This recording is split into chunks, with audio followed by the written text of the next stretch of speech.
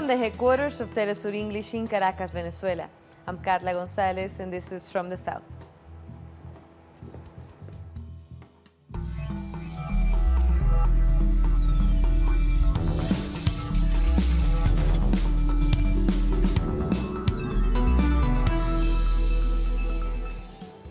We begin in the Caribbean, where several countries are on alert as tropical storm Isaac has just become a hurricane as it reaches the region.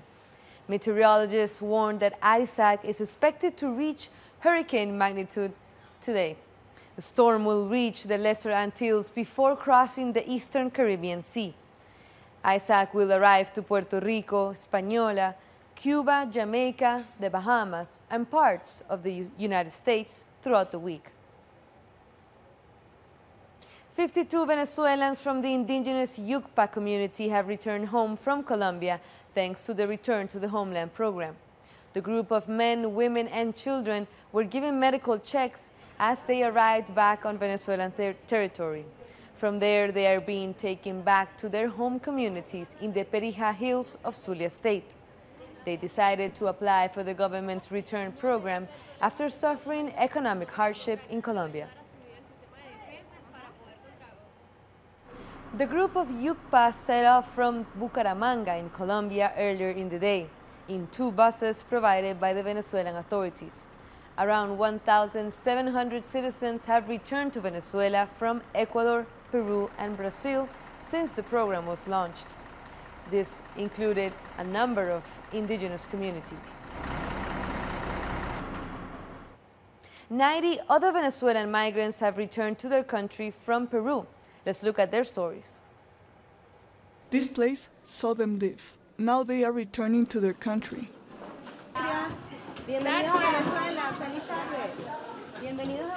This is a new start. One marked by the experience. There was a lot of racism and labor exploitation. The buses hired us, and they didn't pay us when the week ended. They would do this every week. At the end of the month, they fired us. They took advantage of our situation while in Peru. They are disappointed of a reality they did not know when they left Venezuela.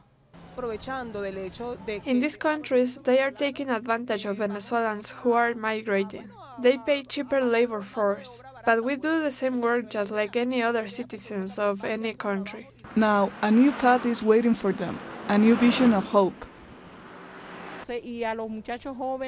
There is a lot of discrimination. This should be a learning experience to young people. Stay in your country, to work for your country. You can do it. The Return to the Homeland program has brought back over 700 Venezuelans from Ecuador, Peru, and Brazil. They have also received comprehensive care. Now they are at home. And Venezuelan Foreign Minister Jorge Arreaza has celebrated the success of the Return to the Homeland plan.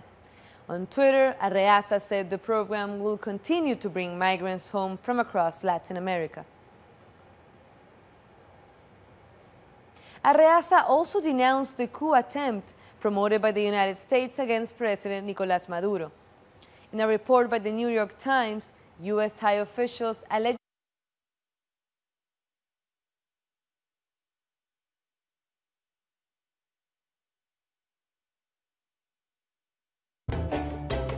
Arreaza said the report is evidence of the U.S. attempts to intervene in Venezuela.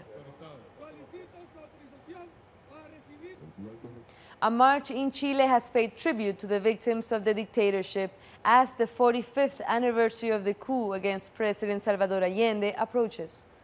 Demonstrators demanded memory, truth, and justice as they walked to a cemetery to remember the victims of the dictatorship. The Mapuche people, who continue to face violent state repression, were among those represented in the march. On September 11, authorities will commemorate the anniversary that marked the start of the regime of dictator Augusto Pinochet, which lasted for 17 years. We, the Mapuche people, also march as we also suffer repression. We want truth and justice. We are also here because during these 28 years of pseudo-democracy we have been ignored. We were repressed during the dictatorship and we are now with the anti-terrorist law that criminalizes our struggle. The judges who make a corporate defense for the people convicted of crimes against humanity do not obey the treaties or international agreements against these abominable and horrific crimes that they have committed against our families. The governing FMLN in El Salvador has chosen its candidates for next year's presidential election. Thousands attended the ceremony in the capital. Hugo Martinez will be the presidential candidate and Karina Sosa his running mate after winning the party's primaries. Martinez is a former foreign minister and Sosa is a lawmaker. If they win the elections in February, it will be the FMLN's third consecutive period in power. Our correspondent Ernesto Ábalos has more on the plans for this campaign. ¿Qué tal? Un saludo para ustedes y para nuestra audiencia. Thousands of supporters from the Frente Farabundo Martí and members of other social organizations flooded the Cuscatlán Stadium in San Salvador during the party's 36th Congress. They proclaimed their candidates Hugo Martinez for president and Karina Sosa for vice president, and the election to be held on February 3, 2019. Sosa said she was committed to working towards women's rights, especially with the government plan called Ciudad Mujer. Martinez said his government will continue with the social programs that are already in place. Other pillars of his candidacy are education, health, and the fight against violence. That was Ernesto Ábalos from El Salvador. The Workers' Party in Brazil has accused the commander of the army of trying to intervene in the coming presidential election. In a public statement, the Workers' Party warned that the army should not intervene in politics. The PT says this is, quote, something that the armed forces haven't done since the dark times of the dictatorship. And over 50 trans people have registered as candidates for the election. There are 17 trans candidates running for congressional seats, 33 for state Congress, 2 for the district Congress, and 1 for the Senate. That is 10 times more than in the general elections of 2014. The proposals of trans candidates go further than gender issues, with topics from educational to social justice. The people of Rio de Janeiro have come together to begin the reconstruction of Brazil's National Museum. The museum burned down last Sunday, destroying 200 years of priceless artifacts. The building that housed Brazil's National Museum survived the fire that destroyed 90% of the artifacts inside.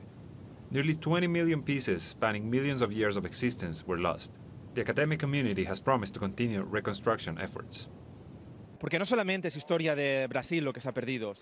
just lose Brazilian history. We lost artifacts representing millions of years of human history, like fossils, indigenous artifacts, and ancient insects. One of the biggest losses was the oldest human fossil in the American continent, Egyptian mummies, along with countless archaeological and geological collections that told the history of the continent's original people. This was an attack on our memory, on our history, on the original languages of Latin America. It's very serious, one of the worst attacks on the history of the indigenous people.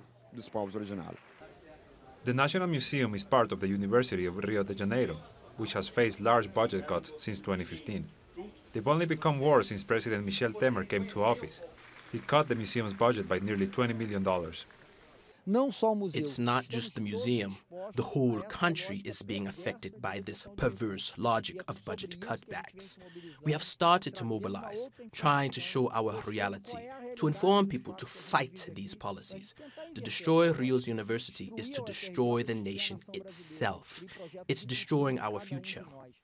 One of Michel Temer's first measures was a constitutional amendment that froze public investments for 20 years, greatly affecting culture and education. I think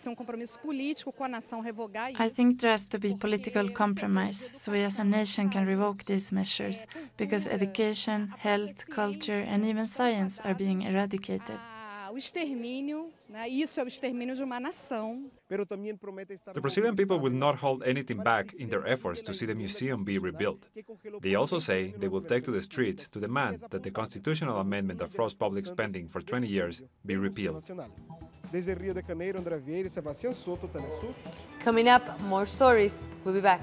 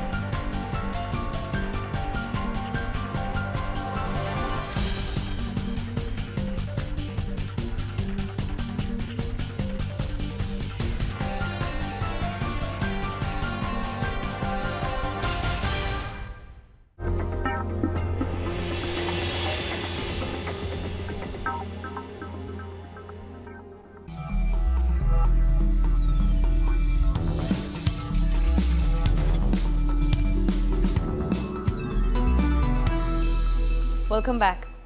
Trade unions in Costa Rica have called for an open-ended strike to start on Monday. They are angry about the fiscal plan announced by the government.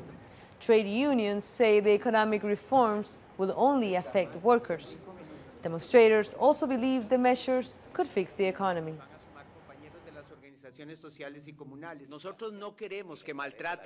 The working class has suffered enough. The government plan is nothing that worthy, nothing worthy for workers. We are not responsible for the economic situation and we are not paying for it.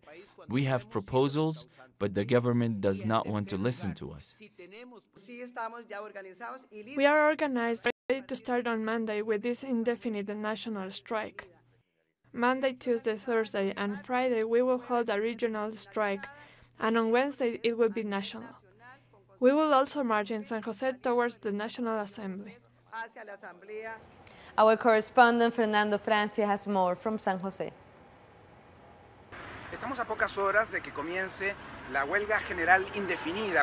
This indefinite general strike has been called by a number of public sector unions across the country.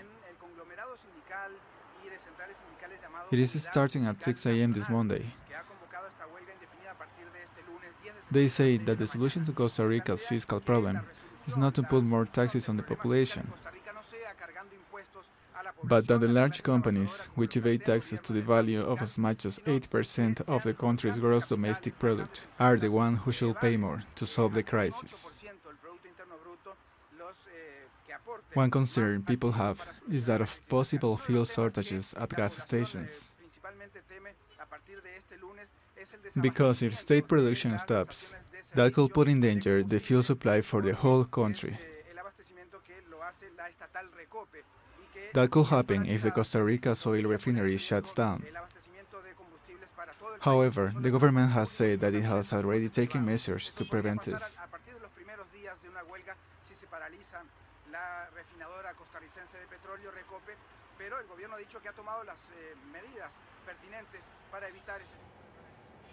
That was Fernando Francia. More and more Argentines are going to soup kitchens in capital Buenos Aires that has been hit by the economic crisis. Some places distribute around 2,000 meals each week. The government announced new austerity measures last week to face the recession, sparking protests. Hundreds of people have lost their jobs as the peso devaluated by 50% this year and inflation reached 40%. The number of people that come has increased, especially several families. Around 100 or more families have come to the soup kitchen in the last month. Every day we cook 600 or 700 food meals, only for this side of the soup kitchen. That's only lunch. Dinner is 500 or 700 more meals. Hundreds of dismissed public workers from the former labor and agriculture ministries have taken to the streets of Argentina. They are rejecting the massive layoffs. Hundreds of workers have already been dismissed and fear that this number could increase. 12 ministries have been absorbed by different government offices. This is also part of the austerity measures imposed by the government of Mauricio Macri.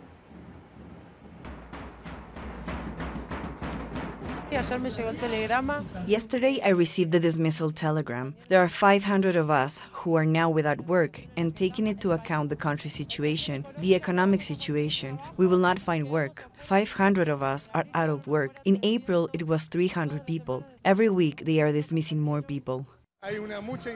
There is a lot of uncertainty about the number of layoffs the situation can lead to, and with this in mind, public workers are mobilizing in all ministries throughout Argentina.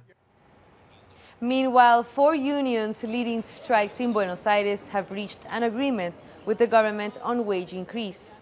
On Friday, university teachers and students attended their lectures by blocking dozens of main avenues as part of the protest against the government austerity measures.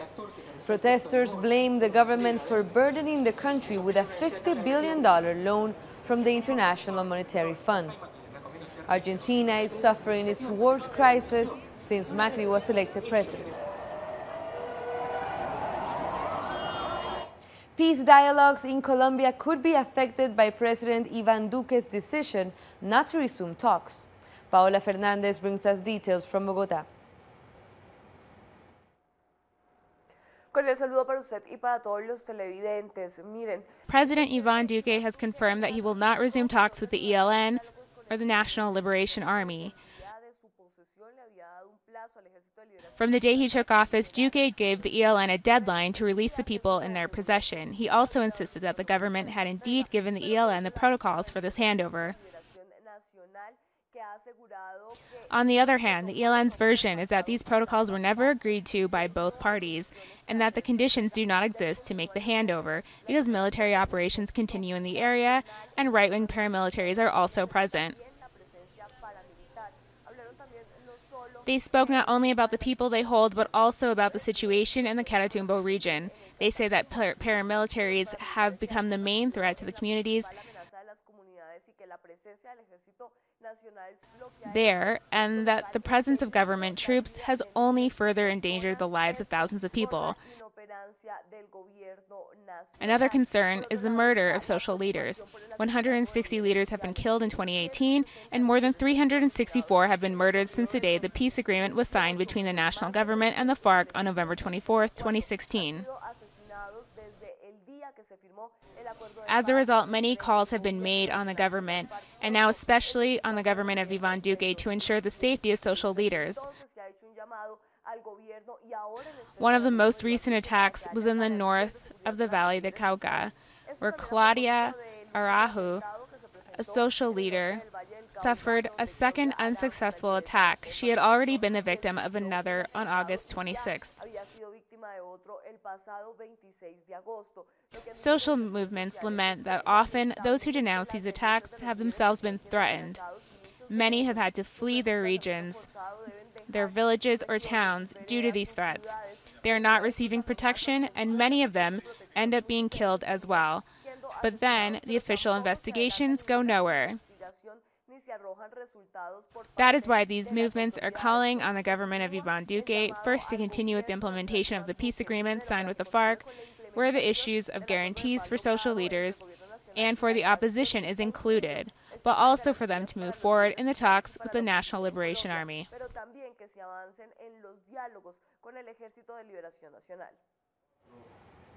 Paola Fernández from Colombia. Former Chilean Bishop Juan Barros is the suspect of 2 separate investigations into the cover-up of sexual abuses. Barros was interrogated for more than 3 hours. He is accused of protecting his former mentor, Fernando Caradima, who was found guilty of sexually abusing teenage boys for years. Pope Francis accepted Barros' resignation in June after defending him earlier this year. I told the prosecutor that I knew or didn't know, and I hold hope in God that all will turn out well and that the truth will start coming to light. In terms of the dates, the number of facts, the victims, these are matters being investigated. We have carried out an undetermined number of reports. We also have plenty of testimonies from the victims, so within that context, We are advancing in our investigation. Barbados has signed a $290 million economic assistance agreement with the International Monetary Fund. The IMF's executive board is expected to consider the proposed arrangement by October. Once approved, Barbados would have immediate access to $49 million. The Caribbean country has the fourth highest debt to GDP ratio in the world. This comes after Japan, Greece, and Sudan. A woman police officer has been arrested in Dallas, Texas, for the killing of a black man inside his own apartment. Amber Geiger, who is white, shot Botham Jean, who died on Thursday night. She had apparently mistaken his apartment for her own, which is in the same complex. The arrest came after Jean's family met with the district attorney and demanded her arrest. She has been reportedly charged with manslaughter and released on bail. Botham Jean was from St. Lucia. Argentine football legend Diego Armando Maradona has arrived in Mexico to coach his new team, the Dorados of Sinaloa. Euphoric fans received Maradona on his arrival at the airport of the Mexican city of Culiacan. The second division football club wants Maradona to stay for what remains of the 2018 season and next season as well. The Argentinian star says he loves Mexican football and the club league. We'll take one last short break, but stay with us.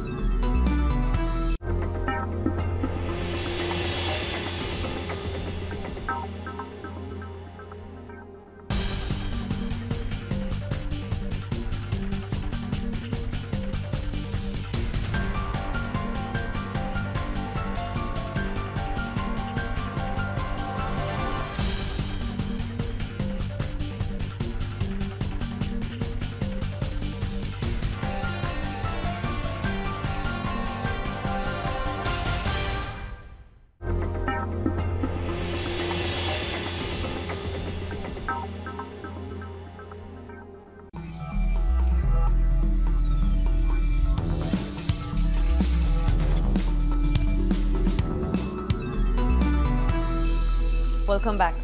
The center-left and center-right blocs in Sweden are neck and neck after Sunday's parliamentary election. The far-right made progress, but not as much as it hoped. The ruling Social Democrats came first, but they have not won a majority. The far-right Sweden Democrats, this party that has white supremacist roots, has risen to 19.2% of the votes. That's 7 points more than in the previous election.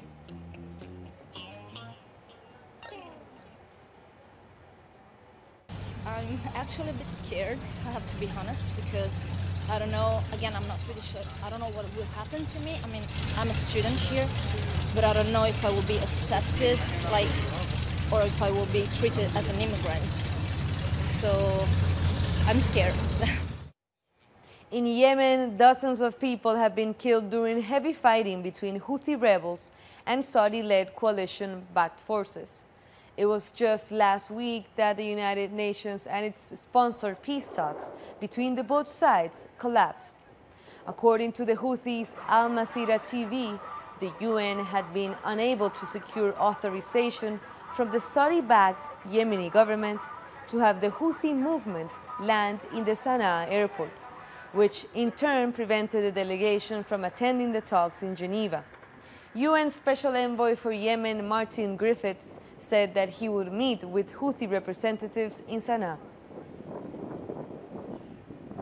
Russia has accused the United States of bombing areas of eastern Syria with white phosphorus. Its use is prohibited by international law. A Russian military spokesman said the white phosphorus was used against civilians in the town of Hajin in the province of Deir ez-Zor at the weekend. He recalled that this material is banned by international humanitarian law because of the serious burns it causes. He said they were investigating possible deaths and injuries from this attack. On Sunday, the head of China's presidential envoy Li Sanju met with the president of the People's Republic of Korea, Kim Jong-un, in Pyongyang. The representative of the Communist Party of China presented a letter from Chinese President Xi Jinping. Li attended activities marking the 70th anniversary of the founding of the DPRK, commonly known as North Korea.